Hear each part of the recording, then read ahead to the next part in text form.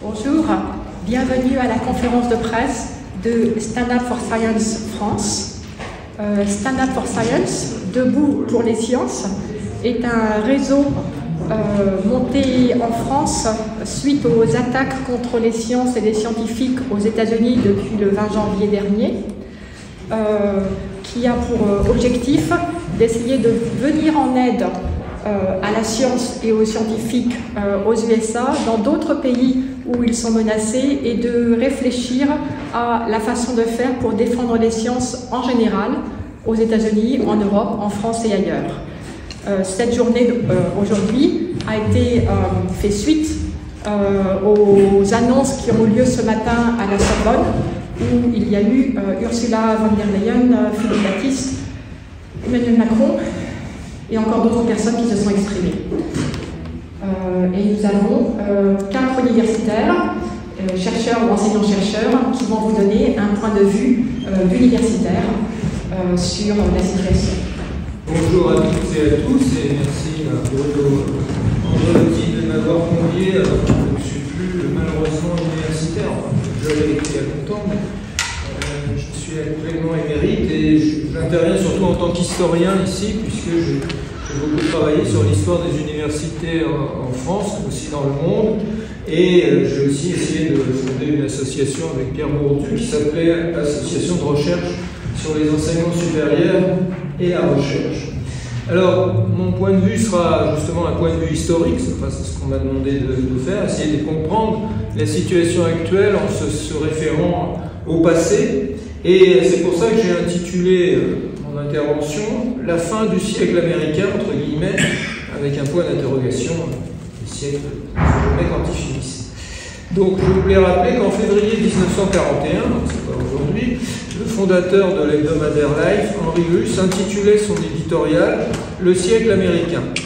Il a signé à son pays la mission de combattre les dictatures qui dominaient alors l'Europe, au moment où les États-Unis n'étaient pas encore entrés en guerre, comme ils le feront après l'attaque de Pearl Harbor. Un historien d'origine française, mais qui est devenu professeur à l'Université de Virginie, Olivier Zuns, a choisi de donner ce titre, Le siècle américain, à un livre qu'il a publié en 1998, où il retrace la montée en puissance des États-Unis au XXe siècle. Il en examine les facteurs principaux, et parmi eux, il note que la spécificité du modèle d'université et de recherche aux États-Unis et ses interactions continues et croissantes avec les demandes économiques et politiques est l'une des sources de ce siècle américain. Il est donc pour le moins paradoxal qu'en ce moment même, que ce soit ce modèle d'interaction positive qui soit gravement remis en cause au nom d'une idéologie passéiste, voire réactionnaire, par l'actuelle administration au pouvoir. Par ailleurs, en tant que Français et Européens, nous avons pu constater que les divers gouvernements du vieux continent, ainsi que la Commission européenne, n'ont cessé de regarder vers l'Ouest depuis une vingtaine d'années pour tenter de copier certaines institutions, dispositifs ou innovations nord-américaines en matière d'enseignement supérieur et de coopération entre la recherche académique et les secteurs industriels les plus innovants. L'autre paradoxe, tous les commentateurs l'ont déjà souligné, c'est la rupture d'une partie de ces secteurs dominés par de grandes multinationales avec les courants démocratiques et progressistes qui ont soutenu jusque-là le projet américain, en particulier l'héritage du New Deal et les avancées progressistes des années 60 contre les discriminations qui caractérisaient et caractérisent encore malheureusement la société états-unienne. Mon propos ne sera pas d'expliquer ces retours en arrière par rapport à cet héritage séculaire, beaucoup l'ont déjà fait, mais de comprendre la genèse, les effets positifs, mais aussi les limites, ce qui explique en partie pourquoi ces mots d'ordre contre la science, la recherche, les sciences sociales, la vision de l'histoire progressiste et les bases mêmes des institutions universitaires a pu se donner libre cours et ont pu l'emporter dans un pays qui avait pourtant le plus profité de ces avancées pour affirmer sa puissance. Donc quelques rappels historiques. Le développement de l'enseignement supérieur et de la recherche aux États-Unis à grande échelle est décalé par rapport à celui de ses équivalents en Europe. Les premières vraies universités qui relient l'enseignement de haut niveau et la recherche datent surtout de la fin du XIXe siècle, avec la fondation par exemple, de l'Université de Chicago, de Johns Hopkins, à Baltimore. Alors que les collèges dérivés du modèle britannique, qui datait du XVIIe et du XVIIIe siècle, s'inspiraient plutôt d'un modèle un peu passéiste et en tout cas en décalage par rapport aux avancées scientifiques. Ces nouvelles universités se sont inspirées au contraire du modèle dit humboldtien, qui précise, idéalement, que l'université doit permettre la liberté d'apprendre pour l'étudiant et celle d'enseigner pour le professeur. Elle doit aussi faciliter la circulation des étudiants et des professeurs entre plusieurs universités ou plusieurs pays similaires et concurrents, ce qui pousse à sortir de la routine, à explorer de nouveaux domaines. Alors que les universités de type centralisé et très uniforme comme celui de la France, avant les réformes de la Troisième République, se sont enfermées dans un conservatisme intellectuel piloté d'en haut. Cette imitation états-unienne de l'Allemagne vient du fait que nombre de futurs professeurs et chercheurs sont allés compléter leurs études dans ce pays, car le doctorat n'était pas encore au XIXe siècle un grade délivré usuellement par les établissements aux États-Unis. Peu à peu, cette relation s'est inversée, vous le savez, à mesure que les universités américaines ont été plus nombreuses, se sont développées, ont été financées par des fonds propres, mais aussi par des donations privées, et de plus en plus par un financement fédéral, pour soutenir leurs efforts de recherche, notamment quand ils avaient des finalités sociales, publiques ou militaires. On a donc un nouveau modèle complètement différent aussi bien du modèle germanique, puisqu'il n'y avait pas cette interaction aussi forte avec l'économie dans les universités allemandes, et bien différent également des universités de type centraliste et étatique, comme en France. Un autre atout de ce système a été son ouverture aux autres, et en particulier son accueil dans l'entre-deux-guerres, vous le savez, à des dizaines de milliers de savants et de chercheurs exilés par l'arrivée d'Hitler ou d'autres dictatures au pouvoir, puis par l'attractivité dans les deuxièmes parties du XIXe siècle sur tous les autres pays, attirés par un fondement de recherche très dynamique, des financements généreux et surtout une ouverture aux pays étrangers. Alors, est-ce que pour autant tout était pour le mieux dans le meilleur des mondes possibles, comme nous le faisait croire à une certaine époque le discours technocratique français qui voulait imiter un petit peu servilement ce modèle états-unien? Évidemment non. Il avait d'abord un certain nombre de limites. Si les réussites de la science et des technologies nouvelles aux États-Unis tiennent à ces partenariats multiples entre institutions, entre équipes, entre laboratoires privés et publics, entre fondations et entre entreprises, elles créent aussi de fortes inégalités, vous le savez, non seulement entre les établissements, puisque tous n'en profitent pas, mais aussi entre les différentes parties du pays, puisque ce modèle n'est pas également réparti dans tous les États. Il y a un abîme, par exemple, entre les universités qu'on cite toujours dans les hauts classements universitaires internationaux et la masse des collèges qui ne débouchent que des formations assez courtes ou professionnelles. De la même façon, selon la richesse des États, évidemment, les moyens dispensés aux universités ne peuvent pas être égaux et l'écart, on le sait, entre les universités de la côte Est et de la côte Ouest et le reste du pays reste très marqué. Enfin, il y a un dernier facteur d'inégalité qui, malheureusement, se répand aussi dans notre pays et dans les pays d'Europe, c'est les inégalités de statut entre enseignants et chercheurs, entre ceux qui ont des statuts fixes et ceux qui ont des statuts précaires, ceux qui sont employés comme post-doc ou comme main-d'œuvre à bon marché pour faire tourner les laboratoires, et ceux qui, au contraire, auront des carrières à moyen et long terme. Tout cela, évidemment, est la source de tensions, d'insatisfaction, et les conflits idéologiques internes au campus, dont on a beaucoup parlé dans certaines circonstances, tirent une partie de leur origine de ces tensions et de ces inégalités, et elles sont utilisées évidemment par les groupes politiques qui sont hostiles à la science et aux universités pour en faire des boucs émissaires. On utilise beaucoup à ce sujet la notion de populisme pour expliquer l'orientation des courants hostiles à ce qui a été jusqu'à nos jours l'un des piliers de la pensée critique et de l'esprit des Lumières. La croyance au bienfait intrinsèque de la connaissance, du savoir désintéressé, pour faire progresser la société dans son ensemble. Plus généralement, on constate que tous les régimes réactionnaires au cours de l'histoire prennent pour cible privilégiée les lieux où s'élabore le savoir et l'esprit critique, et donc en premier lieu les universités, et en second lieu la presse et les médias indépendants du pouvoir en place. Comment comprendre dès lors que ce type d'attaques populistes et anti-sciences ou hostiles à l'esprit critique ait pu l'emporter dans un pays qui a pourtant fondé sa puissance et son rayonnement depuis plus d'un siècle sur ses valeurs, sur l'interaction jugée positive entre les résultats de la science, de l'enseignement universitaire, avec les résultats de l'économie, et sur les efforts constants pour élargir à de nouvelles couches de la population la possibilité d'accéder à l'université.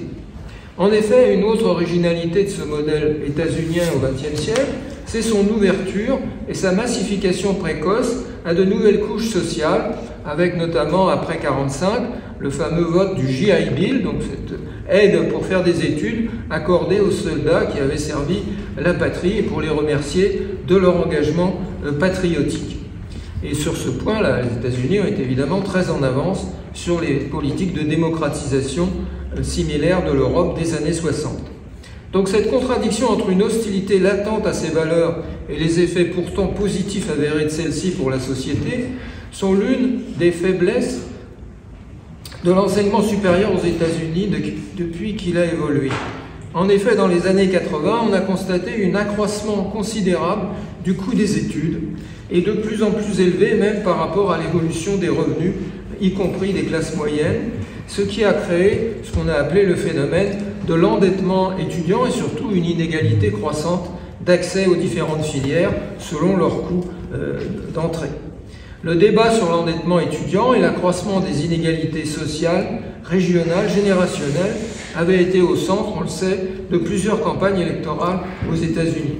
Cette barrière financière est en effet une source de déclassement et de frustration, puisque l'accès aux études longues conditionne de plus en plus la réalisation de la promotion sociale, alors que nombre de secteurs qui n'appliquaient pas autrefois d'études longues sont menacés par la concurrence étrangère, thème largement utilisé par Trump pour mobiliser ses troupes et justifier sa politique protectionniste actuelle. Trouver un bouc émissaire parmi les privilégiés entre guillemets des universités est donc une aubaine pour les soutiens du mouvement MAGA. Cela évite d'affronter la vraie question sociale, celle du financement des études et des inégalités économiques et sociales qu'elles engendrent. Déjà, les mouvements fascistes de l'entre-deux-guerres utilisaient ce bouc émissaire intellectuel et universitaire pour mobiliser leurs troupes lors de l'épuration des universités dans les années 30 en Italie ou en Allemagne. Ce bref survol et ces rapprochements entre ce qui se passe aujourd'hui et les périodes sombres de l'histoire de l'Europe sont évidemment tentants, ils peuvent être aussi trompeurs. En tant qu'historien, j'en suis bien conscient, car l'analogie peut masquer des éléments sous-jacents plus importants qu'on oublie d'analyser. Toutefois, ils répondent à des tendances de longue durée qui nous menacent aussi en Europe et qu'il ne faudrait pas sous-estimer, l'actualité l'illustre tous les jours. On doit continuer d'espérer qu'on n'aboutira pas à cela aux États-Unis ou ailleurs, et notamment à la situation d'une Allemagne nazie qui a durablement ruiné ses universités allemandes que tout le monde lui enviait avant 1933. On est bien dans une situation aussi risquée et dangereuse cependant. Non seulement pour ceux et celles qui sont victimes des purges, des annulations de crédit, des démantèlements d'organismes et de programmes essentiels pour l'avenir, en particulier sur le climat, au nom d'impératifs idéologiques absurdes énoncés par des responsables totalement irresponsables. En lisant les nouvelles venues d'Amérique, j'ai sans cesse à l'esprit les souvenirs du sociologue Norbert Elias, chercheur sans statut à l'époque, confronté à l'intervention brutale des SA dans son institut de sociologie à Francfort, où il cherchait des livres, des listes d'étudiants et de professeurs rouges, entre guillemets, à exclure, et il confisquait les livres jugés subversifs, entre guillemets. Je pense aussi à ce que déduit Aldous Huxley dans sa dystopie « Le meilleur des mondes », publiée en 1931, donc avant même ces événements. Dans une société génétiquement programmée dès la naissance, comme celle qu'il imagine, l'un des personnages, savant repenti rallié au pouvoir, conclut que la recherche et la diffusion de la science sont désormais inutiles, et même dangereux, car elles risquent de remettre en cause l'ordre établi, prétendument parfait de cette société programmée d'en haut, idéal qui rappelle certaines idées d'un certain Elon Musk. L'actuel président, lui aussi, rêve d'un meilleur des mondes où la science et l'esprit n'ont plus lieu d'être et où sa propagande via les réseaux sociaux dominants n'aurait plus d'adversaires ni de limites.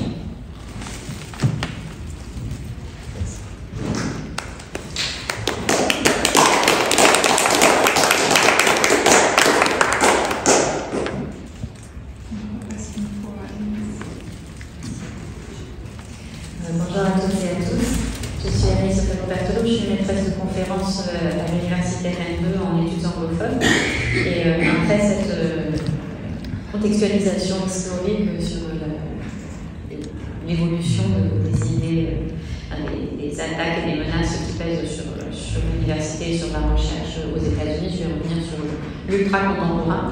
Et donc sur les attaques plus récentes, quelques points de contexte. Donald Trump a été réélu en novembre 2024. Après, et j'insiste là-dessus, une campagne où il n'a pas fait mystère de son programme. Ce qui se passe depuis 3 mois, ce n'est pas une surprise. Donc il est désormais au pouvoir depuis un peu plus de 200 jours et il applique un programme d'extrême droite. Qu'est-ce que ça veut dire, appliquer un programme d'extrême droite? Ça veut dire appliquer un programme qui s'appuie sur une critique radicale de la démocratie au nom d'une idéologie autoritaire, raciste et nationaliste. Et ce programme d'extrême droite, Trump et son administration l'appliquent de manière rapide et brutale, en passant principalement par des décrets présidentiels et en utilisant l'arme des financements fédéraux pour mettre au pas ou pour punir de nombreuses institutions perçues comme des ennemis, parfois personnels, mais aussi souvent idéologiques. Donc je vais commencer par insister sur le fait que ces attaques contre l'université et la science aux États-Unis, elles ont commencé avant Trump. Elles s'ancrent dans une critique idéologique qui vient de la droite conservatrice aux États-Unis, dont on trouve des traces anciennes. On peut par exemple se rappeler que dans les années 70, Richard Nixon, le président républicain, a été enregistré dans le bureau ovale disant « The professors are the enemy ». Les professeurs sont l'ennemi. Et donc ça s'inscrit dans une idée que les institutions et les individus qui donnent aux citoyens, aux citoyennes les moyens de penser par eux-mêmes et de manière critique représentent un obstacle à la réalisation de certains projets politiques qui ont vocation à maintenir ou renforcer des systèmes de domination. Ça s'inscrit aussi dans une idée que les universités sont les lieux, et c'est ce que disait Christophe Charbot tout de suite, que les universités sont les lieux où se construit le savoir et la vérité et qu'il y a un enjeu à les contrôler. Et ça, c'est quelque chose que disait J.D. Vance en 2021, donc avant même d'être vice-président, où cette fois il déclarait « The universities are the enemy » et il enjoignait les conservateurs à attaquer frontalement et sans complexe les universités. C'est une bataille idéologique que l'on retrouve dans d'autres projets autoritaires, on peut penser à la Hongrie notamment, et qui se manifeste, et j'y reviendrai tout à l'heure, par des attaques qui ciblent tout particulièrement les travaux en sciences humaines et sociales portant sur les groupes minorisés. L'épouvantail woke, ou islamo-gauchiste dans le contexte européen notamment, est un des outils de ces attaques idéologiques qui s'inscrivent dans des projets autoritaires. Cette attaque est d'autant plus efficace qu'elle se double d'une logique populiste et démagogique qui s'appuie sur la dénonciation des universités, des universitaires et des étudiants et étudiantes comme des privilégiés déconnectés des réalités de l'américain moyen. Dans ce cadre, attaquer les Ivy Leagues, donc ces universités les plus prestigieuses de la côte Est, qu'on connaît tous et toutes, c'est quelque chose qui est très efficace. Pourquoi? Parce que l'université, de manière générale, aujourd'hui, reste réservée à une partie seulement de la population. Seulement un tiers des plus de 25 ans a un diplôme de premier cycle ou plus aujourd'hui. Et quand on parle des Ivy League, ça représente seulement 1% des étudiants aux États-Unis. Donc ce sont des cibles, des symboles très, très efficaces de cette élite que le Trumpisme prétend combattre. Évidemment, l'hypocrisie ici est facile à démasquer, puisque J.D. Vance est lui-même diplômé de Yale. Trump est diplômé de l'Université de Pennsylvanie et a passé toutes les années 90 à essayer de devenir docteur honoris causa de toutes ces universités. Les autres facteurs qui participent de cette logique populiste et démagogique dans l'attaque contre les universités ont été mentionnés par Christophe Charbot. C'est le fait que les universités coûtent cher, qu'elles ne garantissent plus un emploi rémunérateur qui permettrait de rembourser les prêts contractés. Donc bref, il est peu probable que les États-Uniens et les États-Uniennes se battent pour les défendre. Donc ce sont vraiment des boucs émissaires idéales. Dans ce contexte, quels sont les outils de contrôle des universités qui ont été mobilisés avant même Trump 2025? Donc il faut effectivement se rappeler qu'on est dans un système qui est très différent de celui qu'on connaît en France. Dans leur grande majorité, les universités sont soit privées, à but non lucratif, soit publiques, mais dans ces cas-là, sous l'autorité des États ou des municipalités, et pas du gouvernement fédéral. Le gouvernement fédéral participe effectivement à leur financement via des bourses de recherche ou dans des soutiens apportés à certains étudiants, mais ce soutien il est en fait dans une proportion assez limitée. Le soutien fédéral représente entre 10 et 20% du budget total des établissements, mais comme c'est un soutien fléché, parfois il va représenter jusqu'à 70% du budget de la recherche.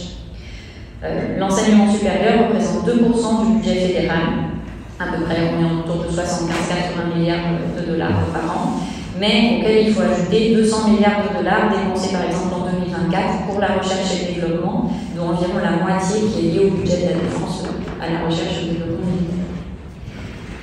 Dans ce contexte, évidemment, le financement est un levier important pour le gouvernement fédéral, mais ce n'est pas le seul moyen pour reprendre en main les institutions. Et on a eu des exemples de ça à nouveau avant Trump de 2025.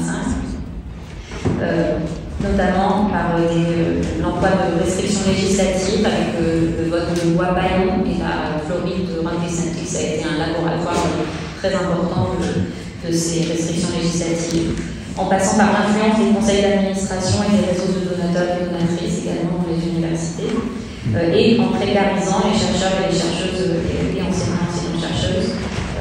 La remise en cause du système de titularisation forcément fragilise les collègues aux États-Unis, parce qu'on est beaucoup plus fragile face à des pressions politiques quand on risque de ne pas être renouvelé dans son poste.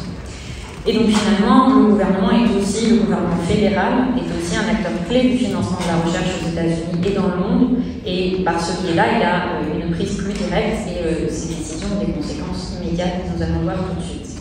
Donc ici, je voulais vraiment rappeler que ces attaques, qui sont à nouveau spectaculaires depuis 3 mois, ne datent pas de janvier 2025, mais elles s'intensifient. Et elles s'intensifient pourquoi parce que Trump et les gens qui l'entourent, cette fois, étaient prêts. Ils étaient prêts, ils avaient un projet, le projet 2025, qui a été rédigé par la Heritage Foundation, un think tank conservateur, qui appelait à s'attaquer aux politiques liées à la diversité et à l'inclusion, qui appelait à revenir sur les politiques de l'administration Biden concernant la crise climatique, qui appelait à couper les fonds alloués par le Congrès aux universités pour leurs charges, par exemple, ou à réduire drastiquement le nombre de fonctionnaires en dehors de ceux affectés à la défense. Et donc, c'est en partie en suivant ce mode d'emploi rédigé par la Heritage Foundation pour une administration républicaine que l'administration Trump c'est sur ce mode d'emploi que l'administration s'est appuyée. Donc là, je vais revenir sur les 3 premiers mois de l'administration Trump et sur les attaques et les formes qu'elles ont prises. Donc d'abord en parlant de la censure, pure et simple, en parlant ensuite du retrait des financements fédéraux et finalement de la criminalisation des chercheurs et des chercheuses, notamment et principalement des chercheuses étrangères. Donc d'abord la censure.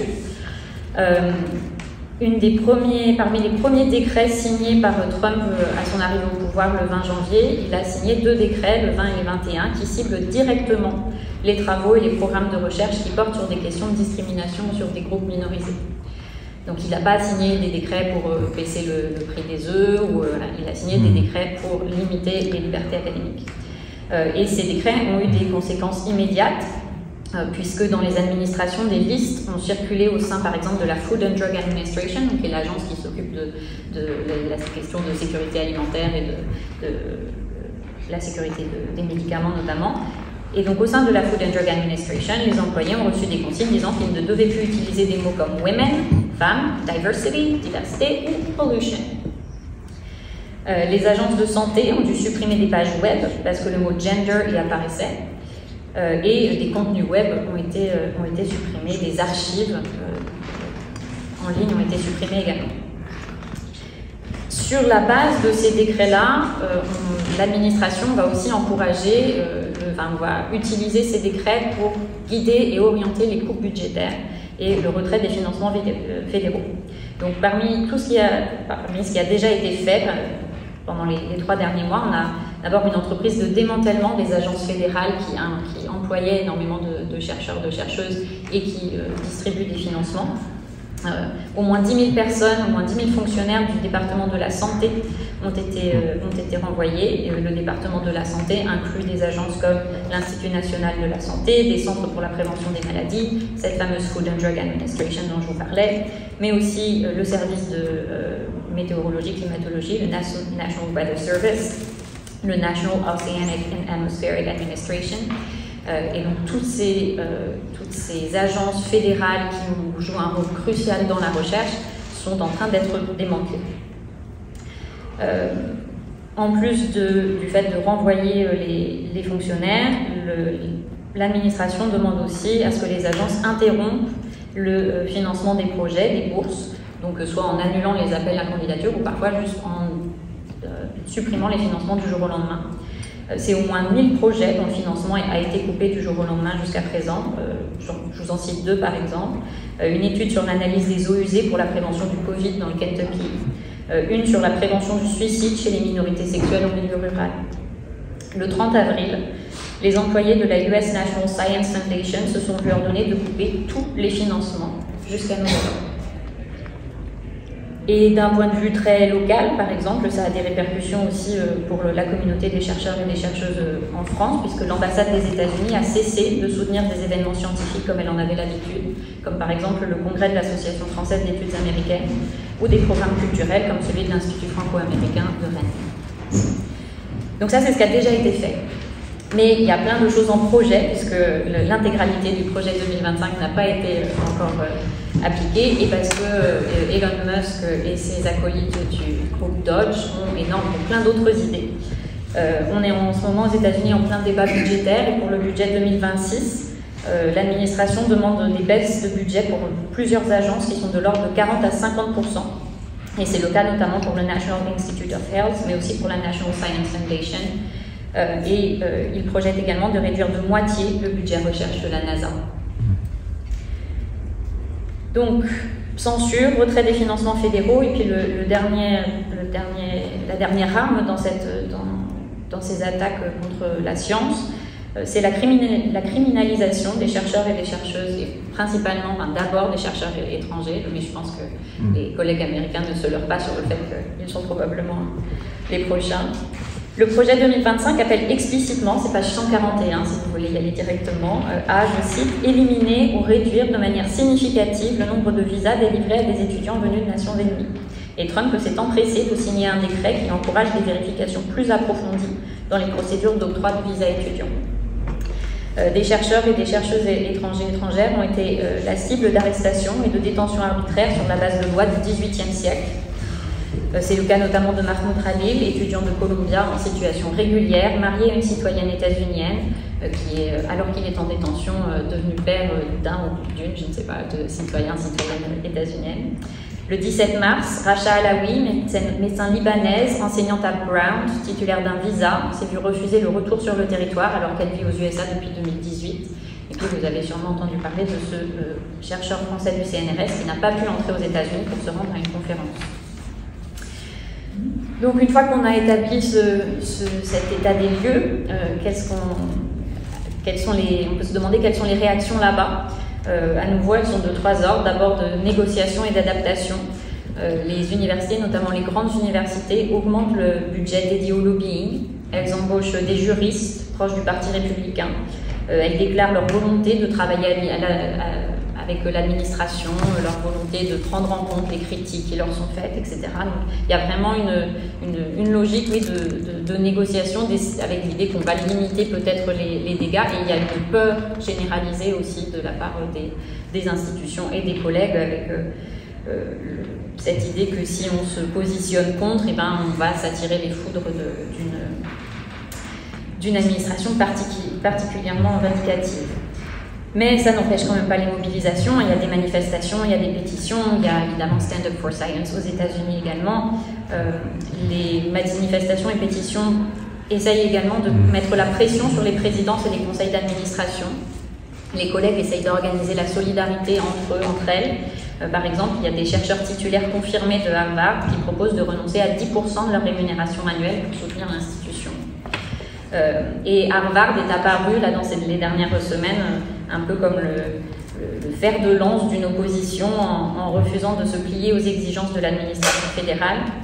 Et cette position de principe, alors à nouveau, qui n'empêche pas les négociations, le lobbying dans les coulisses, mais cette position de principe semble donner un peu de force et de courage aux autres universités qui ont signé des appels en commun. Et ça, c'est quelque chose qui est important parce que la spécificité du contexte universitaire états-unien fait que les universités sont en compétition les unes avec les autres, elles sont très isolées et donc elles n'ont pas forcément la culture de l'action collective ou de la mobilisation solidaire. Et parmi les autres, un autre type de réaction, c'est la démission et les projets d'expatriation. Il y a certains cas qui ont été médiatisés. Le cas de Jason Stanley de Yale qui part à Toronto, par exemple, mais il y en a d'autres. Il y a des données qui suggèrent qu'il y a une augmentation aussi du nombre de chercheurs-chercheuses états-uniennes qui cherchent un poste au Canada. On est à plus 41% de candidatures au Canada en 2025 par rapport à 2024, plus 32% de candidatures en Europe par rapport à l'année dernière. L'initiative d'Aix-Marseille Université qui offre une quinzaine de places de chercheurs a reçu 298 candidatures. Pourquoi tout ça c'est important? Pourquoi est-ce qu'on fait une conférence de presse? Pourquoi on en parle? Parce que d'abord, ce sont des décisions qui ont des conséquences immédiates, mais aussi sur le long terme. Et parmi les conséquences immédiates, très concrètement, des gens vont mourir parce que les USA arrêtent de financer les recherches sur les maladies infectieuses, par exemple, ou sur la santé des groupes les plus fragilisés, ou sur les vaccins. Plus de 200 bourses fédérales sur le HIV ont été coupées en mars. Parce que les États-Unis arrêtent de financer ou réduisent le financement des recherches sur le climat, les connaissances vont stagner, il va y avoir moins d'adaptabilité au risque et une absence de réaction, voire une accentuation des mauvaises décisions. Là encore, des gens vont mourir. Et accessoirement, tout cela va coûter beaucoup d'argent. Dans le cadre des sciences humaines et sociales, cette entreprise idéologique dont je vous parlais au début, elle a des conséquences démocratiques graves. Elle favorise une vision de l'histoire et de la société qui, sous couvert de bon sens et de tradition, véhicule des contre-vérités et a pour objectif réel de renforcer les groupes actuellement au pouvoir. À moyen et long terme, même si on a une vision positive, si on essaye d'être optimiste et qu'on se dit bon c'est un mauvais moment à passer, il y a une autre administration qui va arriver, etc., c'est du temps perdu, c'est un énorme gâchis. Concrètement, quand on arrête un essai clinique du jour au lendemain, il y a des dizaines de milliers de dollars qui ont été dépensés pour des médicaments qu'on ne peut plus donner à des gens qui étaient engagés dans des parcours de soins. C'est une désorganisation des structures, c'est un arrêt abrupt des projets, donc il ne suffira pas qu'une autre administration, si elle peut arriver au pouvoir, puisqu'à nouveau il n'est là que depuis 100 jours, si une autre administration peut arriver au pouvoir, il ne suffira pas de rallumer la lumière pour tout reprendre où ça s'était arrêté. Et donc la dernière question qu'on peut se poser, je pense aussi, c'est qu'est-ce qu'on peut faire ici? Il me semble que ce qui est important, c'est de se dire qu'il ne faut pas faire la même chose. Et qu'est-ce que ça veut dire, ne pas faire la même chose? Ça semble simple, et oui, je pense qu'il y a des choses peut-être un peu de base à rappeler. Ça veut dire ne pas jeter les universitaires avec lesquels on n'est pas d'accord en pâture à l'extrême droite. Ça veut dire protéger les libertés académiques. Ça veut dire arrêter de précariser les chercheurs et les chercheuses. Ça veut dire financer la recherche et l'enseignement supérieur de manière pérenne. Et un dernier point sur l'accueil des chercheurs aux États-Unis, oui, ça peut aussi vouloir dire accueillir les chercheurs et les chercheuses américaines. Mais je pense que ça doit se faire de manière réfléchie, pas à n'importe quelle condition, qu'il faut se demander qui en a vraiment besoin. Est-ce que les grandes stars ont vraiment besoin d'être accueillies? Est-ce que ce sont elles et eux qui sont les plus en danger? Et puis accessoirement, il faudrait aussi ne pas déshabiller Pierre, qui, excusez-moi l'expression, mais est déjà bien à poil, pour finir par habiller Paul. Merci beaucoup.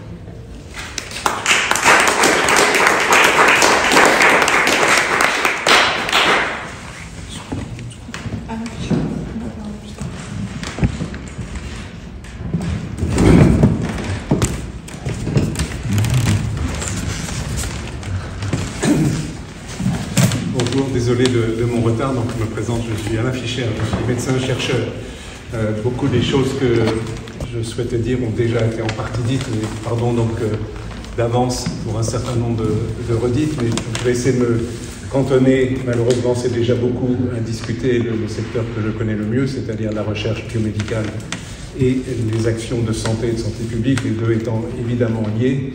Et si on fait le bilan des mesures prises depuis 100 jours par l'administration Trump, elles sont assez terribles.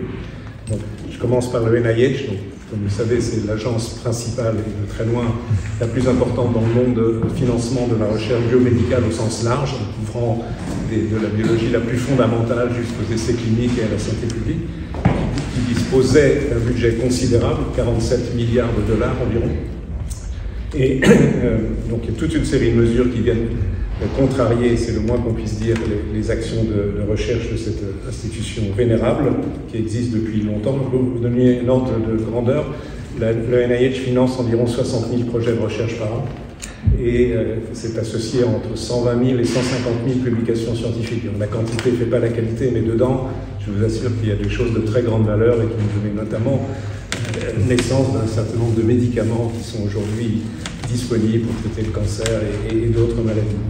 Donc des mesures prises.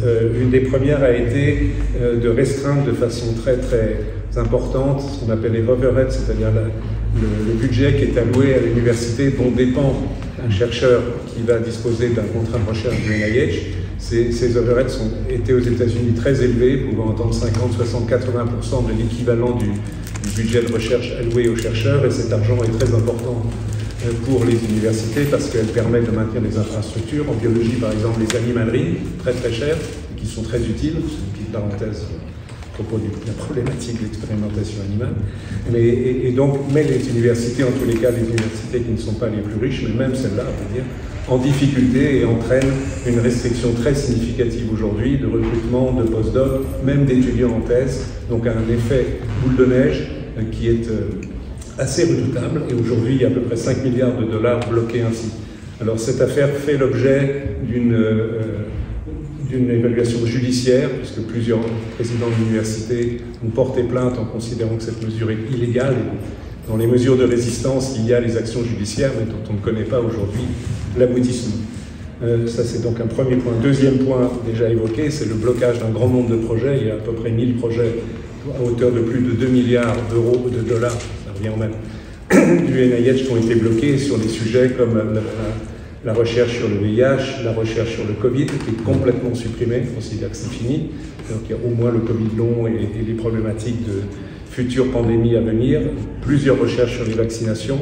On va probablement vers l'arrêt des recherches sur les vaccins fondés sur l'ARN messager, ceux qui ont été fructueux dans le contexte du Covid, les recherches sur l'hésitation vaccinale et évidemment toutes les recherches sur les minorités comportant l'étude de minorités. C'est un grand nombre d'employés licenciés, je ne sais plus où on en est aujourd'hui, il y en avait 1100 il y a 2 mois, c'est probablement plus aujourd'hui. Ce sont à la fois du personnel administratif qui est important pour la gestion de tous ces crédits de recherche, mais aussi des scientifiques. Ce sont 6 directeurs d'instituts licenciés. Il faut savoir que le NIH est divisé en 23 directions thématiques. 6 d'entre eux ont été licenciés parce qu'ils ne plaisaient pas à la nouvelle administration. Je continue cette liste à la Prévert terrible. Les nouveaux grants, donc les nouvelles recherches financées depuis que Trump est au pouvoir, ont diminué d'un facteur 2, ce qui est évidemment considérable. Une mesure récente est le fait que la possibilité pour des chercheurs non américains de participer à des grants avec des collègues américains, donc c'est un grant dont l'investigateur principal travaille aux États-Unis, mais tel ou tel collègue, britannique, français, japonais, que sais-je, est associé. Ce type de grant, il y en a quand même 4800. Eh bien, les participations des étrangers sont supprimées, ça représente 500 millions d'euros globalement, et donc c'est un magnifique moyen, évidemment, entre guillemets, de supprimer, de freiner, de limiter, je ne sais pas quel verbe utiliser, les collaborations scientifiques entre les scientifiques donc dans le domaine biomédical qui travaillent aux États-Unis et le reste du monde. Et puis, prévision budgétaire, ça a déjà été mentionné, ce que l'administration Trump annonce et va présenter au Congrès, on peut espérer que le Congrès ne le suive pas, mais on verra, c'est une réduction de 47 à 27 milliards de dollars du budget, c'est absolument considérable. Il n'est quand même pas exclu que le Congrès passe outre. Par exemple, dans la première administration de Trump, le Congrès n'a pas suivi Trump, mais les rapports de force n'étaient peut-être pas tout à fait les mêmes. Si on continue cette affaire, la NSF, donc la National Science Foundation, donc qui couvre nettement plus largement que la biologie, couvre toutes les sciences, et avait ce jour un budget de l'ordre de 9 milliards de dollars. Les prévisions, encore une fois, ce que l'administration Trump envisage comme budget de fonctionnement pour l'année à partir de 2026, c'est au lieu de 9, c'est 4, donc c'est une baisse de plus de 50%, c'est absolument considérable. Et dans l'immédiat, ça a été dit tout à l'heure, le financement de tous les projets de recherche sont bloqués, le NSF est paralysé. littéralement paralysés. Dans un temps précédent, ils avaient déjà réduit de plus de 50% l'attribution de bourses pour des doctorants dans les différentes universités américaines. Et je pourrais continuer. Donc, dans le domaine de la santé, la FDA, déjà mentionné, le CDC joue un rôle important à la fois de régulation, mais aussi de surveillance épidémiologique et de recherche en santé publique. Donc, ils ont eu des suppressions d'emplois à titre de plusieurs milliers. Et là aussi, l'administration Trump envisage, si le Congrès suit, des réductions budgétaires majeures, pour la CDC, par exemple, de 9 à 5 milliards de dollars. Donc ce sont vraiment des coupes qui sont dramatiques si elles sont suivies et mises en œuvre pour 2026 et au-delà. Comme vous le savez, l'administration Trump a pris des mesures très dures contre des universités qui ne plaisent pas pour diverses raisons, je n'y reviens pas, mais sachant qu'à chaque fois il s'agissait de prétextes, et Harvard, et aujourd'hui, bon, ils peuvent se le permettre parce qu'ils sont dans une position relativement puissante sur le plan financier et même en termes de renommée, à la tête de la résistance contre l'administration Trump. Mais la façon de l'administration Trump d'essayer de contrecarrer cette résistance, c'est de menacer Harvard et éventuellement d'autres universités de la suppression des exonérations fiscales de tous les dons qui sont absolument colossaux et qui sont faits à ces universités. Si cela devait survenir, ce serait une attaque très très dure contre ces universités, dont Harvard. Cela dit, de ce que je comprends, je ne suis pas un expert du droit américain, les mesures de ce type ne dépendent pas strictement du pouvoir exécutif. J'espère que ce que je dis là est exact, j'en suis pas absolument sûr. Et en termes de santé en général, les choses sont encore plus dramatiques, puisque, là aussi je peux énumérer quelques faits, dès le premier jour de la prise de pouvoir de Trump, il a déclaré qu'il voulait que Trump se retire de l'Organisation mondiale de la santé. Il faut savoir que les États-Unis assuraient jusqu'ici 1/6, ce qui n'est pas négligeable, du financement de l'Organisation mondiale de la santé. Et une des conséquences immédiates, même si la décision n'aura d'effet qu'au bout d'un an, en principe, c'est que les États-Unis ne sont pas associés à un accord qui vient d'être signé par tous les autres pays du monde, je crois sans exception, même certains pays également à gouvernement populiste, sur les pandémies, qui est un accord assez intéressant, qui n'est pas parfait, mais qui permettrait, en cas de nouvelle pandémie, un accès beaucoup plus simple et ouvert que ça ne l'a été lors de la pandémie Covid, aux informations sur le virus, etc., etc. Et dans l'autre sens, un accès des pays les plus démunis, beaucoup plus fort, plus juste que ce qui a pu avoir lieu lors du Covid, au vaccin par exemple, mais aussi aux tests diagnostiques, etc., etc. Donc c'est une avancée, même si elle n'est pas aussi forte et aussi significative qu'on aurait pu l'espérer, mais c'est quand même une avancée significative en termes de santé publique mondiale. Donc les États-Unis sont abstraits, ce qui est absolument terrible vu le poids scientifique des États-Unis et même sur le plan symbolique. L'autre point, et ça c'est une affaire récente, l'autre drame concerne l'aide en santé en général. Il faut savoir que les États-Unis, par le financement public, hors fondations type Gates et autres, finançaient jusqu'à présent 30% de l'aide mondiale en santé. 30% de toute l'aide publique plus privée. Donc les États-Unis, sur son budget public, finançaient à peu près 30% de cette aide. C'est essentiellement à travers ce qui s'appelle USAID, donc qui disposait d'un budget de 43 milliards de dollars et qui, en gros, anéantit. Les 10 000 employés de cette agence ont été licenciés. Donc c'est une catastrophe sur deux plans. Un plan, si je reste un instant sur la recherche, parce que cet organisme finançait beaucoup de recherche dans le Sud, avec l'aide en association essentiellement avec les universités américaines, mais pas exclusivement bien sûr, et évidemment des chercheurs locaux. Et puis c'était une aide directe à la santé, médicaments, tests de diagnostic, contraception pour les femmes dans de nombreux pays du Sud, et cela donc s'interrompt brutalement, et c'est tragique. Il y a une menace qui n'est pas encore, si j'ai bien compris, tout à fait mise en œuvre, une suppression d'un autre programme qui s'appelle PEPFAR, qui était créé du temps de la présidence de Bush numéro 2, et qui est un programme de l'ordre de 7 milliards de dollars, qui est destiné à financer le diagnostic et le traitement du VIH, avec l'objectif d'arriver à la disparition de l'infection par le VIH. Il faut savoir que ce PEPFAR finançait 20 millions de traitements dans le monde. 20 millions de personnes sont traitées chaque jour, été traités chaque jour grâce à ce programme et avec plus de 200 000 tests effectués chaque jour dans le monde du fait de ce programme. Ce programme n'est pas encore supprimé, mais il est très fortement menacé. Donc à nouveau, sa suppression contribuerait à tuer beaucoup de monde en Afrique du Sud et notamment dans d'autres pays de l'Afrique subsaharienne. Je vais arrêter là. La liste est plus longue, mais derrière tout cela, évidemment, il y a cette idéologie, je dirais, où il y a, je pense, une triple composante. Une composante qui est en gros du dédain, ça va bien au-delà du dédain, du refus et de la haine du système public, tout simplement, et de recherche publique. Je pense que l'administration Trump se contenterait d'un système de recherche privé, donc toute action publique est potentiellement nocive. Deuxièmement, c'est ce relativisme qui fait qu'on considère que les vaccins ne sont pas utiles ou qu'il n'y a pas de réchauffement climatique, donc une remise en cause des connaissances issues de la recherche scientifique, donc tout simplement de la rationalité. Et troisièmement, aussi, je pense, autour du refus de voir les problématiques liées aux minorités de tous ordres, que ce soit aux États-Unis ou dans le reste du monde. Donc cette affaire est absolument tragique.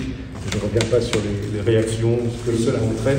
Peut-être je peux dire un tout petit mot sur ce qui a été dit ce matin par le président de la République et par la présidente de la Commission européenne, qui sont des mesures annoncées. Donc en réaction à tout cela, il y a à mon avis des aspects positifs et d'autres qui le sont moins.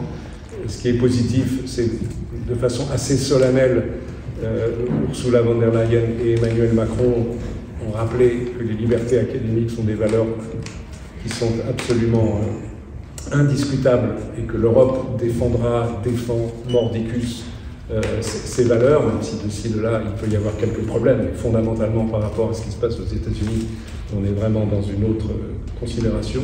Donc c'était bien qu'ils le fassent, même si c'était assez évident, ils l'ont fait en termes éloquents, ils savent le faire.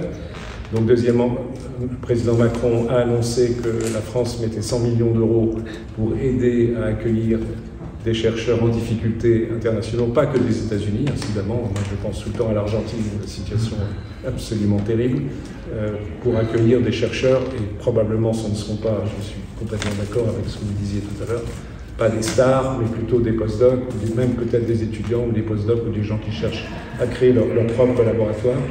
Et Ursula von der Leyen a annoncé que l'Union européenne mettait de la même façon 500 millions d'euros sur la table.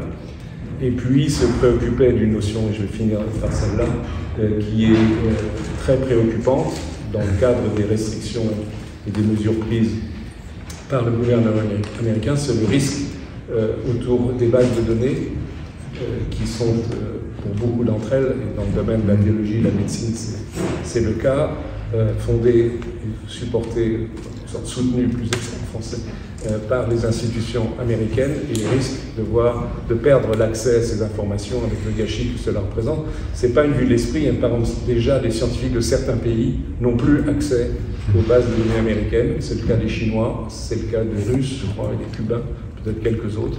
Donc si c'est le cas pour eux, ce qui est déjà pour le moins discutable, ça peut l'être aussi demain. Pour nous, demain, et apparemment, je ne sais pas sur le plan pratique ce que cela signifiera, mais Ursula von der Leyen a évoqué cette préoccupation et le fait que l'Europe doit sérieusement réfléchir et travailler sur la constitution, disons, entre guillemets, de bases de données miroirs par rapport à ce dont on dispose avec les autorités américaines. Voilà, je vais m'arrêter là.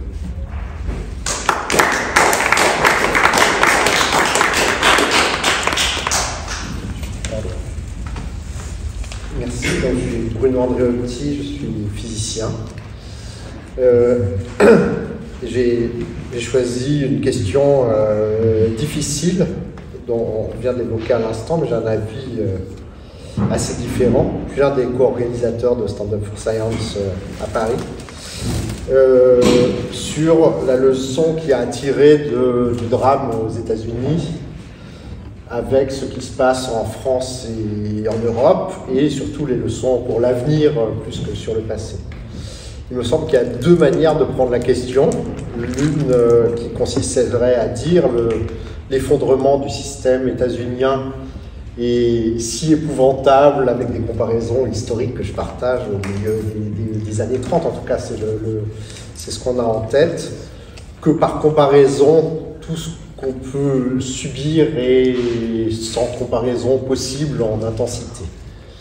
Une deuxième manière de penser la chose, et je pense que c'est celle-là qui est portée en grande partie par Stand Up for Science, il y a un résumé lapidaire que les manifestantes féministes à Buenos Aires la semaine dernière ont mis en avant. Il y avait une grande banderole qui rebondissait sur ces phrases partagées par Milei et Trump, qu'il n'y a que deux genres, femmes et hommes.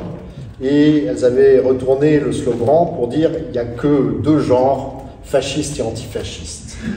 Et donc ça me semble une manière de penser qui est soit on va dans la bonne direction, soit on n'y va pas.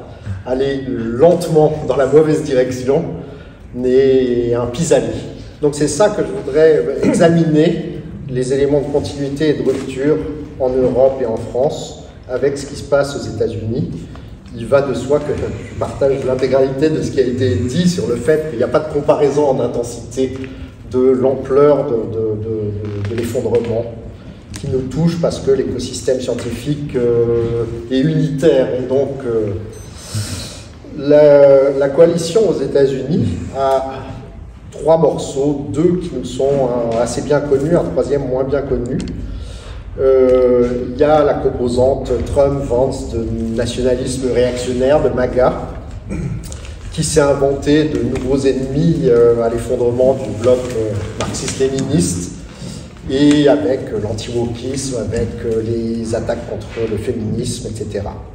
Il y a une deuxième composante, qui sont les milieux de l'économie de rente, la Silicon Valley, les startups, enfin le milieu de la startup de Wall Street, les milieux des énergies carbonées. Musk en est une figure saillante. Et ce milieu-là porte l'idée de mesures d'austérité, de coupure des programmes sociaux, de manière radicale. Et on peut dire que les politiques austéritaires sont pratiquement généralisées en Europe aujourd'hui. Donc ça, ce sont des éléments de continuité. Et il y a une troisième composante qu'on ignore relativement ici, qui est la composante libertarienne, et en particulier la composante accélérationniste, qui est celle qui produit un imaginaire de révolution d'extrême droite. La révolution d'extrême droite, ça, on peut dire c'est le fascisme, on peut définir le fascisme comme étant une révolution d'extrême droite, c'est-à-dire une mutation très rapide des institutions sur des temps très courts. Et l'accélérationnisme dit cette volonté de cette composante-là, de déborder toutes les défenses immunitaires de la société et d'effondrer radicalement toute forme de démocratie libérale, l'état de droit. Et bon, ça, je pense que cette composante-là est sans comparaison avec ce qu'on vit pour l'instant ici. Les deux premières, il faut regarder de plus près. L'image que j'ai pour la partie réactionnaire, MAGA, disons, c'est que les germes infectieux sont déjà présents un peu partout en Europe. Les germes infectieux, ça n'est pas une infection développée, mais ce sont quand même des germes infectieux. Si je fais la liste, elle fait froid dans le dos. Les Pays-Bas, Dick Schoof, ils viennent de faire passer une baisse d'1 milliard de budget, et ça se traduit, par exemple, chez mon plus proche collaborateur aux Pays-Bas, par moins 10% d'universitaires virés. Alors, choisis par des méthodes pour que ça touche des gens avec célibataires, etc. Mais enfin, 10% de charrettes dans des universités scientifiques et techniques, c'est beaucoup. Voilà, c'est un gouvernement d'extrême droite, enfin l'extrême droite est majoritaire. Bart de Weber en Belgique. En Belgique, les annonces cette semaine, c'est moins 40 à moins 60% sur les pensions de retraite des universitaires. Et des attaques très fortes sur le budget. Giorgia Meloni en Italie, et puis on va derrière, la Hongrie, la Slovaquie, la Bulgarie, la Croatie, la Suède, la Finlande, et probablement, après les résultats de cette nuit, la Roumanie bientôt, sont des régimes d'alliance droite-extrême droite, avec de manière systématique les attaques budgétaires, les politiques d'austérité et les attaques idéologiques qu'on retrouve un peu partout. Ici, ces germes infectieux, on les a connus, y compris le président de la République, dès 2020, a accusé le monde universitaire d'avoir, je cite, cassé la République en deux. C'était après des violences policières ayant conduit à un décès. Enfin, c'est des accusations qui, aujourd'hui, prennent une résonance particulière. Évidemment, ça n'est pas l'ampleur, mais le colloque organisé par Blanquer et le Printemps républicain à la Sorbonne, qu'on appelle le colloque de la honte sur l'islamo-gauchisme et le wokisme, ce sont des germes infectieux à l'évidence, qui ne tournent pas le dos, qui ne renouent pas avec la tradition démocratique et libérale. Sur le plan purement budgétaire, la situation dans laquelle on est, alors je peux discuter le budget en détail, c'est toujours très, très difficile, les questions budgétaires, il y a des questions d'enveloppe, etc. Mais quand même, annoncer une centaine de millions aujourd'hui, quand, selon l'enveloppe qu'on prend, 400 millions ou 600 millions ont été supprimés la semaine dernière, de crédits dûment votés par la représentation nationale, et qui font suite à des baisses de crédits qui, selon comment on les regarde, sont 900 millions d'euros, mais si on compense l'inflation, ça fait un peu plus les annulations de crédits de fin d'année qui touchaient 2004, qui ont été particulièrement amples. Donc, il y a différentes manières de compter, mais enfin, on est autour de 2,5 milliards. Si je suis à peu près réglo, je peux vous expliquer les manières de compter. 2,5 milliards, le budget de l'université et de la recherche publique, c'est 25 milliards. C'est-à-dire, on vient de subir une coupe en 4 mois de 10% du budget. Donc, dans ces circonstances, c'est difficile de ne pas voir une forme de duplicité dans cette partie purement budgétaire. Mais je voudrais m'intéresser à la liberté académique et le fait que depuis 21 ans, assez précisément, il y a 21 ans, un programme a été écrit par Aghion et Cohen, un programme politique de transformation de l'enseignement supérieur et de la recherche, qui est depuis appliqué par-delà les alternances de manière rigoureuse et sans dévier.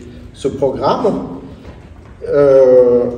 il avait une finalité, il s'appelle éducation et croissance. Il avait comme finalité de renouer avec la croissance économique qu'on peut voir aujourd'hui, et je pense qu'une des causes majeures de la fascisation des États-Unis est économique, et une des causes évidentes de l'austérité, c'est une cause économique, c'est parce que le taux de croissance est très faible qu'on a des attaques aussi intenses sur les programmes sociaux et les programmes. Donc à l'évidence, ça n'a pas marché, éducation et croissance, le programme de transformation a été accompli sans qu'on en tire les bénéfices économiques. Ce programme visait à faire émerger 10 universités dites de rang international de recherche. Parmi les 100 que compte la France, ces 10 universités concentrant l'essentiel des moyens, avec dans l'idée qu'elles ressemblent aux grandes universités états-uniennes, les autres étant dévolues soit à être privatisées à terme, soit à faire de la formation professionnelle, c'est-à-dire à n'être pas des universités. Le programme s'articulait en 4 pans, qui sont 4 autonomies, et je mets des guillemets à autonomie parce que l'autonomie est la valeur centrale de l'université humboldtienne, de l'université à laquelle nous tenons comme universitaires. L'autonomie, c'est l'autonomie des savants, des individus vis-à-vis des pouvoirs politiques, économiques, religieux. Et la liberté académique, c'est le nom des garanties statutaires et financières que l'on donne de sorte à garantir cette autonomie. Donc ça s'est appelé autonomie tout en étant l'exact opposé. L'autonomie administrative consiste à conformer les universités avec un Board of Trustees, c'est-à-dire avec un conseil d'administration dans lequel essentiellement les universitaires n'entrent plus. Ça a été l'objet de la première réforme, la LRU. La deuxième, c'est l'autonomie de gestion des personnels, c'est-à-dire de placer les universitaires sous la direction de la bureaucratie de l'université. Et ça est l'attaque que l'on subit en ce moment sur nos statuts. Ça a été encore rappelé en Conseil des ministres la semaine dernière, ça a été rappelé ce matin par le président, ça a été annoncé dans le dernier grand discours de 2023 du président, l'attaque contre le statut de fonctionnaire est une attaque centrale. Or, la liberté académique est attachée au statut de fonctionnaire. La troisième volet, c'est l'autonomie pédagogique. Pierre Mathieu va sourire de l'allusion, mais enfin, la mise en concurrence croisée des établissements et des étudiants est le cœur de l'autonomie pédagogique. Et la quatrième est l'autonomie financière. Elle suppose d'abord de faire subir une crise d'austérité, et elle est massive en ce moment. Toutes les universités sont dans le rouge. Cela fait 2 ans que les budgets des universités ne couvrent plus la masse salariale des universités. On donne moins de budget que ce qui est nécessaire à payer les salaires. C'est-à-dire que l'État ne donne pas les moyens de remplir les missions, y compris ce qu'elle demande en termes d'emploi. L'autonomie financière se termine évidemment par la libéralisation des frais d'inscription. C'est le projet ultime, c'est le plus dangereux parce que c'est celui qui met les étudiants dans la rue. On sait ça depuis 2 vaquets au moins. Dans ce programme, nous avons 3 choses qui arrivent en ce moment. L'austérité budgétaire, j'en ai dit un mot. Donc on vient de subir 3 coupes et les universités n'ont toujours pas reçu leur budget de l'année. Elles ne peuvent dépenser et engager que mois après mois. C'est la règle quand on ne reçoit pas la dévolution des crédits. On ne peut pas programmer de dépenses au-delà de 1/12e du budget de l'année. Les universités n'ont pas reçu leur budget cette année. La deuxième chose, c'est cette baisse, elle date de la loi de programmation de la recherche dont le président s'est vanté ce matin. La loi de programmation de la recherche est une rupture. Traditionnellement, Bercy couvrait l'inflation. C'était très facile de savoir comment Bercy calculait notre trajectoire. Il prenait l'inflation, il prenait le budget de l'année d'avant, il mettait l'inflation. Ça ne rattrapait pas le retard scientifique et technique, mais enfin, ça maintenait. La loi de programmation de la recherche a paradoxalement affirmé de budgéter des choses, mais elle a dégagé cette loi de s'aligner sur l'inflation, de sorte que nous sommes en déclin. Les 3 chiffres sont particulièrement frappants. La partie université publique, c'est moins 1,9% par an depuis la LPR. Auparavant, c'était stagnant. Moins 1,9, c'est-à-dire en chute depuis cette loi. Moins 1,6 pour la recherche publique. Et au total, ça fait que moins 1,4. Pour quelle raison? Parce qu'une grande partie du budget de l'université et de la recherche aujourd'hui va vers le privé. Et ça, c'est une des difficultés de lecture des budgets. Il y a 7 milliards d'euros qui partent dans le crédit impôt recherche, dont une large partie ne sert pas à la recherche, n'embauche jamais ne produit jamais de recherche. Ça ne veut pas dire que c'est un mauvais dispositif, mais c'est un dispositif très incomplet de ce point de vue. 7 milliards, ce sont des grosses sommes par rapport à ce qu'on vient de dire. Le budget par étudiant pour la formation professionnelle, l'alternance, c'est selon les enveloppes, je me suis basé sur selon les enveloppes, on peut estimer entre 25 et 28 milliards, c'est-à-dire la même somme que la totalité de l'enseignement supérieur. L'essentiel de ça va dans des officines qui forment mal très cher, pour dire les choses très vite. Donc les ressources budgétaires, elles existent et elles sont massives, et l'enseignement supérieur privé a cru pendant 20 ans de manière démesurée. On est à 10%, et vous avez sans doute vu les scandales qui touchent Galiléo dans les dernières semaines suite à l'apparition d'un livre. Donc les éléments de contexte, ils sont dans les dernières semaines d'avoir eu une série d'attaques contre la liberté académique, le dernier étant les contrats d'objectifs de moyens et de performance qui ont été annoncés dans le temps même où Stand Up for Science se manifestait. C'était l'objet du Conseil des ministres de la semaine dernière, le gros volet de ça. Les contrats d'objectifs et de moyens placent 100% des budgets des établissements universitaires, c'est-à-dire y compris les parts salariales, sous le contrôle politique direct du ministère.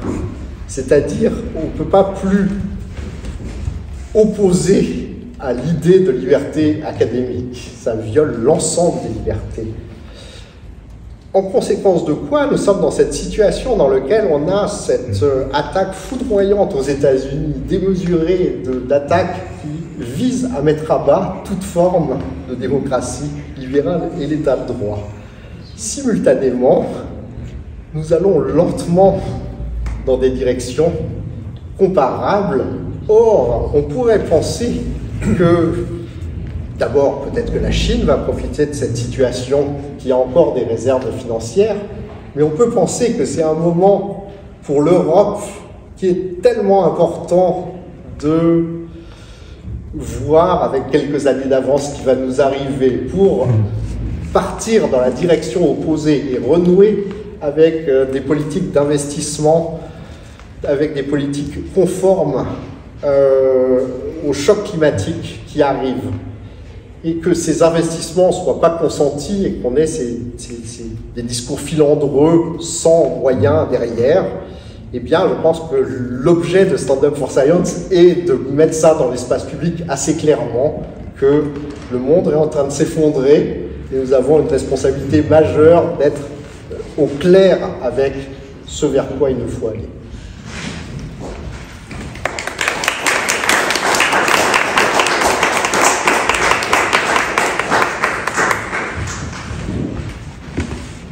De l'AFP, puisque cette conférence de presse fait suite aux annonces de ce matin, je voulais avoir votre avis à tous et M. Andreotti en a un peu parlé, mais est-ce que les annonces ce matin, à la fois de M. Macron et au niveau européen, sont selon vous à la hauteur des ambitions affichées?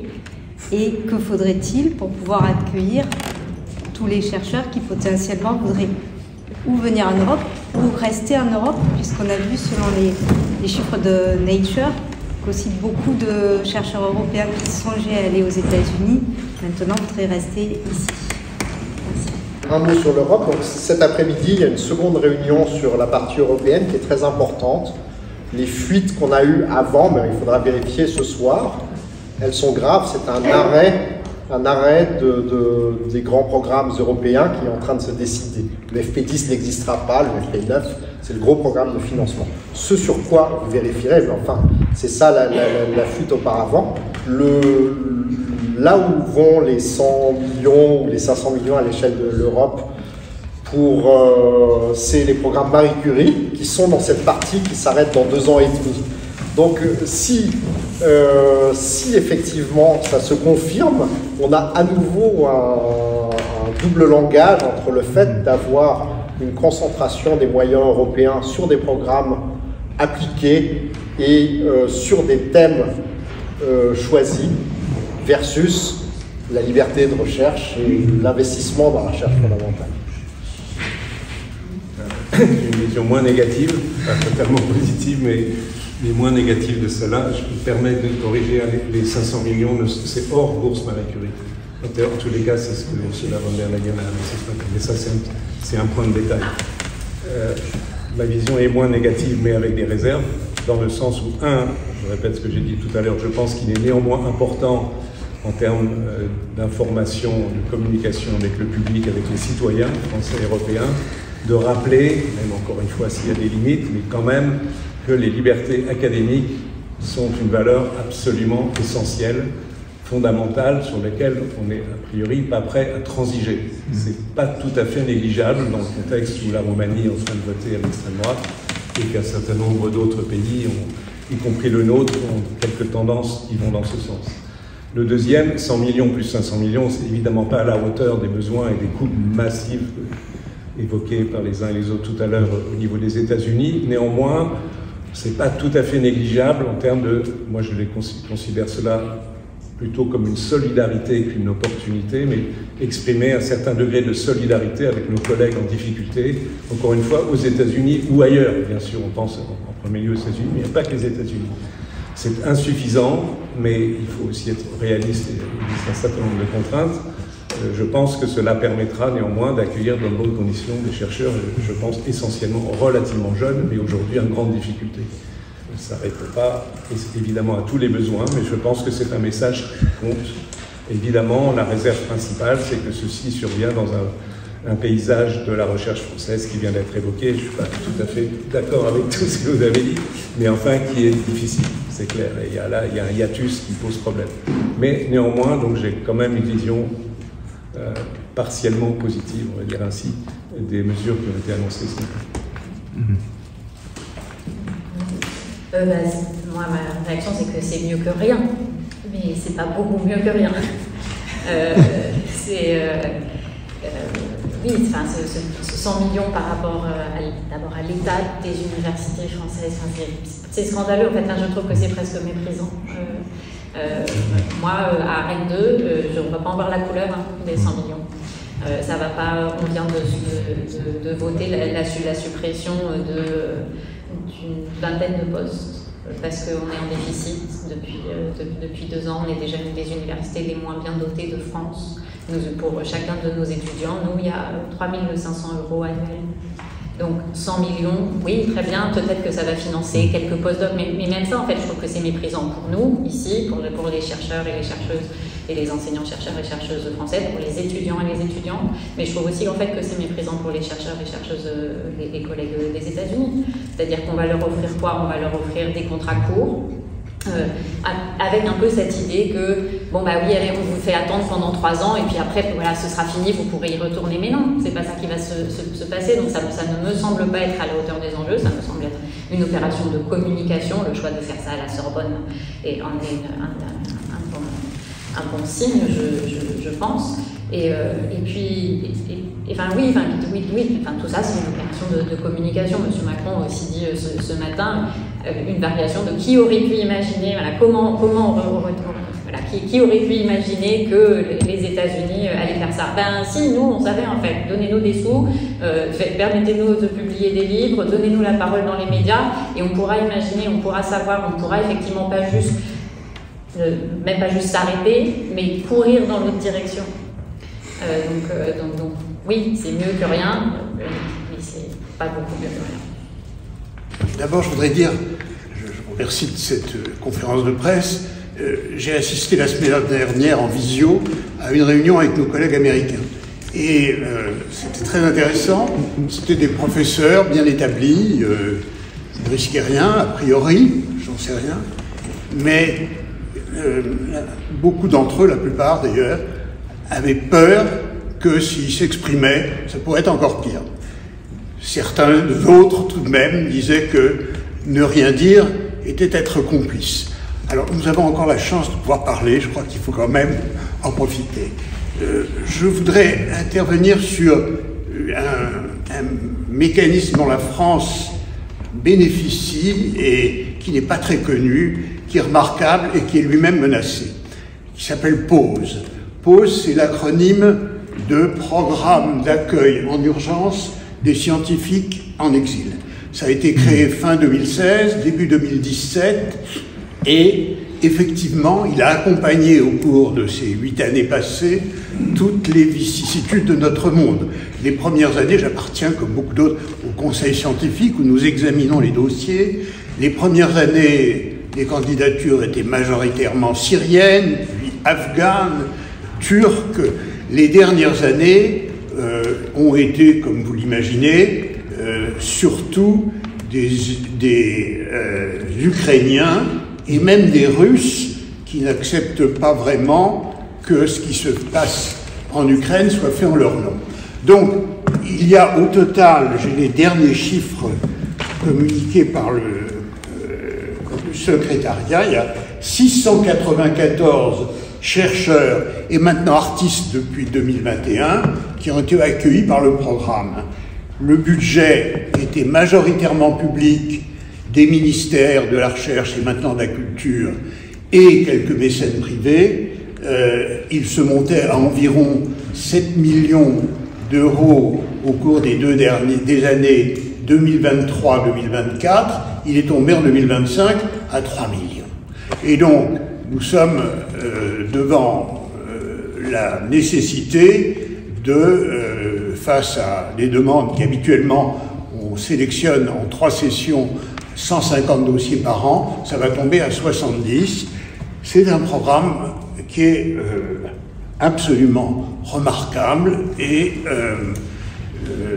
bon, il faut savoir que on ne peut pas en même temps prétendre encourager la science internationale et couper dans ce que nous avons, à mon avis, de très remarquable au niveau de l'Europe. Il n'y a pas beaucoup, il y a quelques autres initiatives, il n'y a pas que la France, mais celle de la France a été parmi les plus remarquables. Elle est menacée, je voulais le signaler.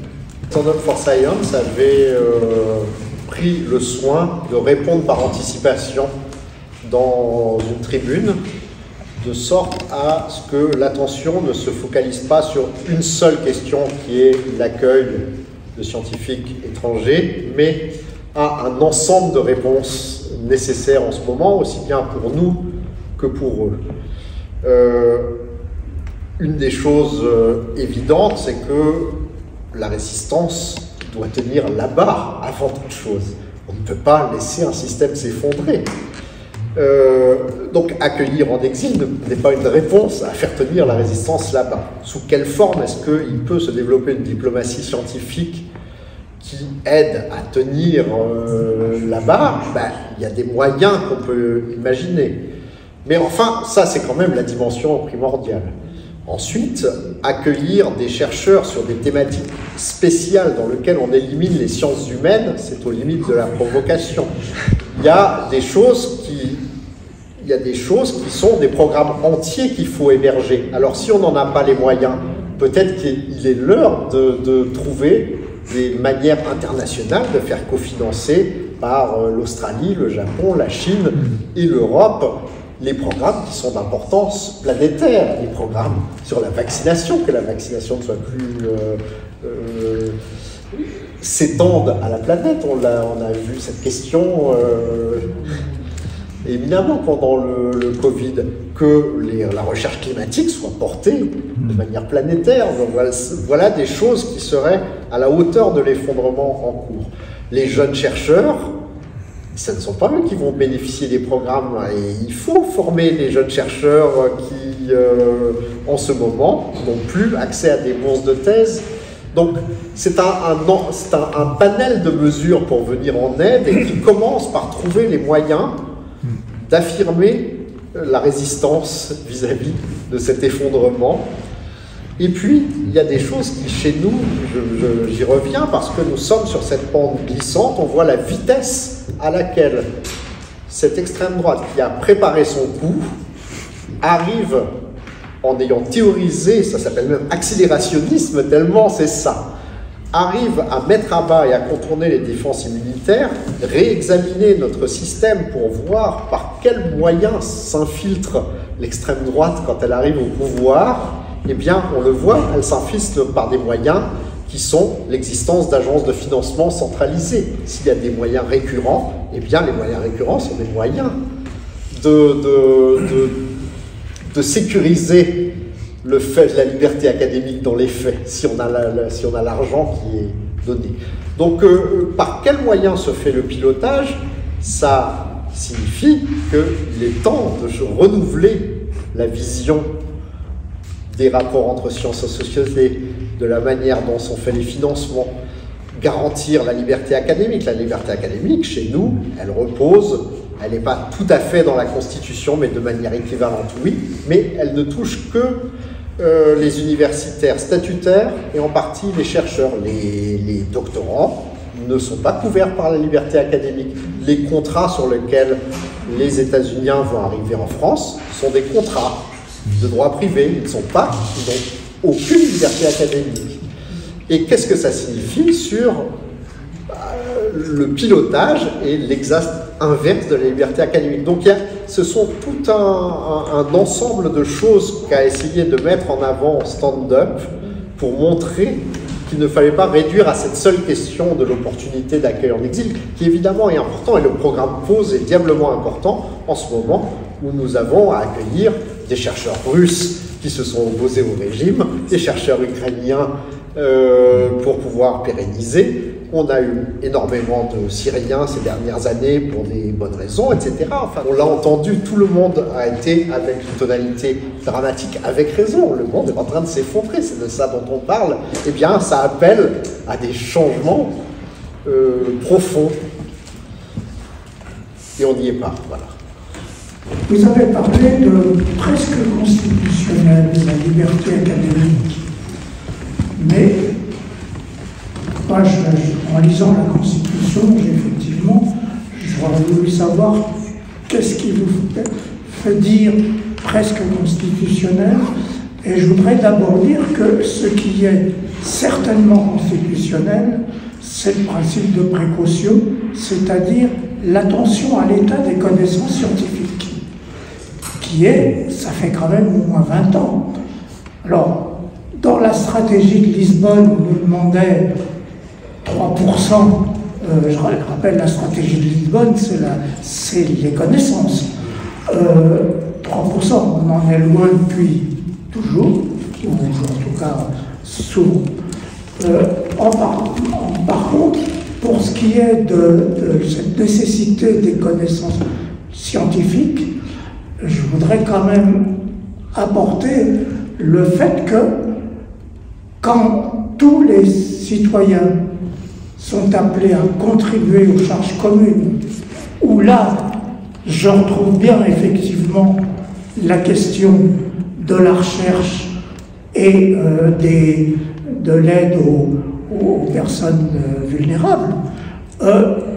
Les mathématiciens disent, et ils n'ont pas attendu 2005 et la charge de l'environnement pour dire, ça veut dire quoi en raison de? Ça veut dire proportionnel au revenu à un polynôme près. Donc c'est quand même quelque chose de précis.